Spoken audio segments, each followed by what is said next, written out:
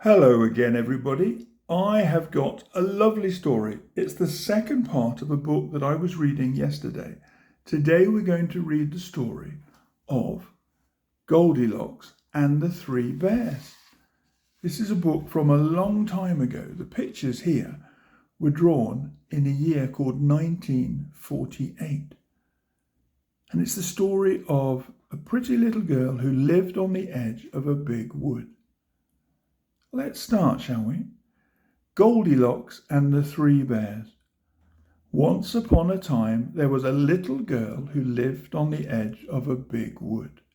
She had very beautiful hair which hung in long curls down her back. In the rays of the sun, it shone like pure gold, and so she was called Goldilocks. Every day, as her mother brushed her hair, she said, "Now, Goldilocks, you may go and play in the meadow, but don't go into the wood, for if you wander too far, you will get lost."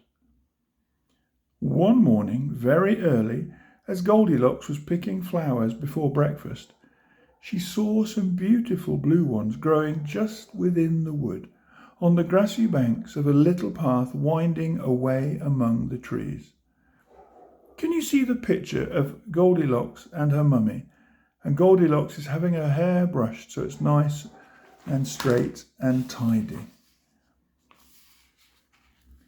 Now, what did we say? Goldilocks had gone after some blue flowers. So quite forgetting her promise, Goldilocks wandered further and further into the wood, filling her basket with the flowers as she went.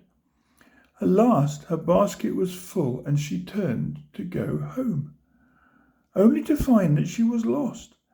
There were so many paths through the wood, and she did not know which one to take.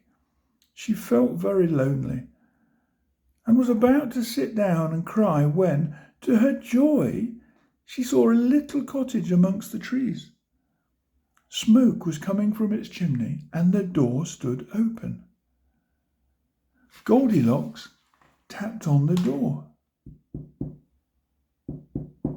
meaning to ask the way home. But there was no answer, and when she peeped inside, there was no one there. How strange! It was very strange.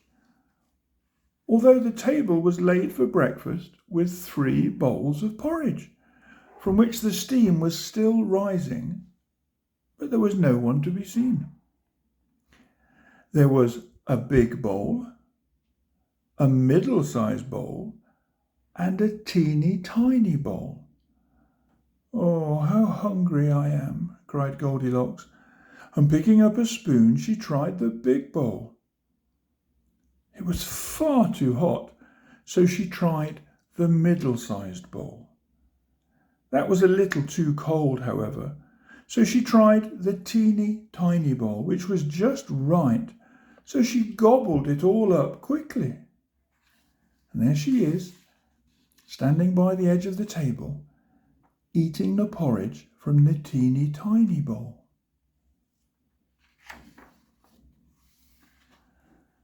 Round the table were 3 wooden chairs. At the head was a big chair. Opposite was a middle-sized chair, and between them was a teeny tiny chair. "Oh, how tired I am," said Goldilocks. "I really must sit down." First she tried the big chair, but that was not at all comfortable. So she tried the middle-sized chair. That was not much better, so she tried the teeny tiny chair. That just fitted her, but by this time she was so tired that she sat down rather hard, and she broke the teeny tiny chair all to pieces. Look at the picture. You can see how the chair is breaking as Goldilocks sits down on it.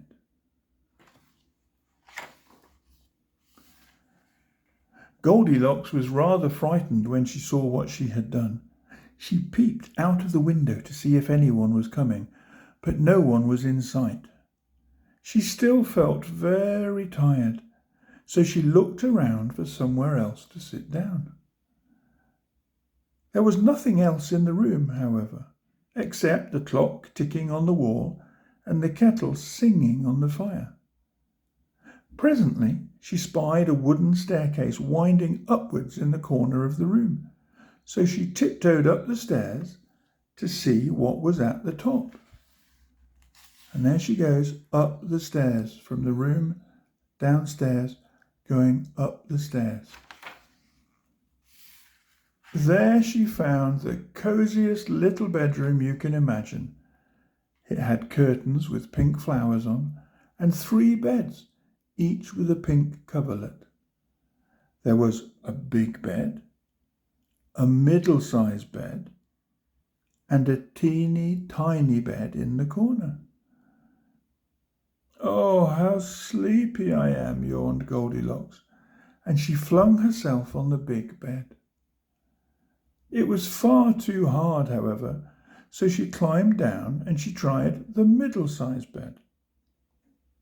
That was far too soft, so Goldilocks tried the teeny tiny bed in the corner.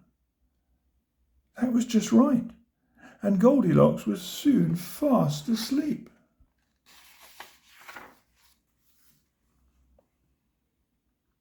Now, this cottage belonged to 3 bears. There was a big bear, who was the father bear, a middle-sized bear, who was the mother bear, and a teeny tiny bear, who was the baby bear.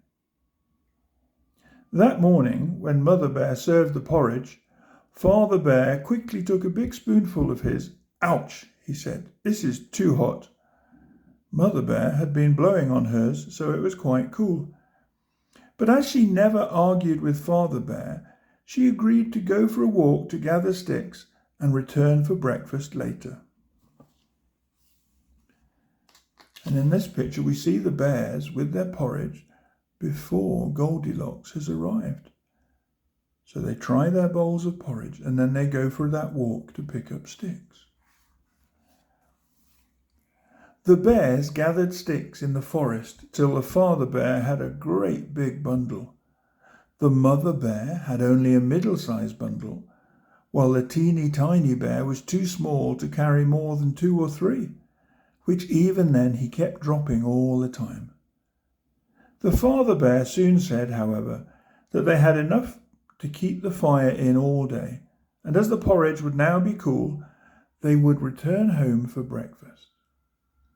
So the 3 bears went back to the cottage where Goldilocks was sleeping so peacefully upstairs.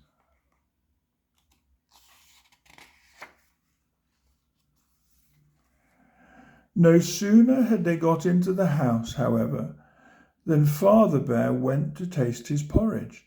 He could tell at once that someone had put a spoon into his bowl. "Who's been eating my porridge?" he cried in his big voice. Mother Bear then tried her porridge, which was now quite cold and horrid. "Who's been eating my porridge?" she said at once. And "Who's been eating my porridge?" squeaked the teeny tiny bear in his little voice, and gobbled it all up. The father bear was so surprised he sat down rather heavily in his chair. He could tell at once that someone had been sitting there. "Who's been sitting in my chair?" he cried in his big voice. The mother bear sat down in her chair rather more slowly because, although she was middle-sized, she was also rather plump. "Who's been sitting in my chair?" she said in her middle-sized voice. And "Who's been sitting in my chair?" said the baby bear in his teeny tiny voice, "and broken it all to pieces."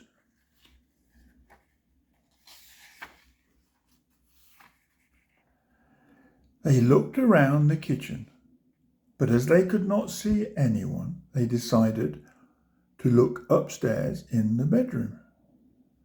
Father Bear's bed was all crumpled. "Who's been sleeping in my bed?" he roared in his great big voice. All the soft pillows on Mother Bear's bed were untidy. "Who's been sleeping in my bed?" she said.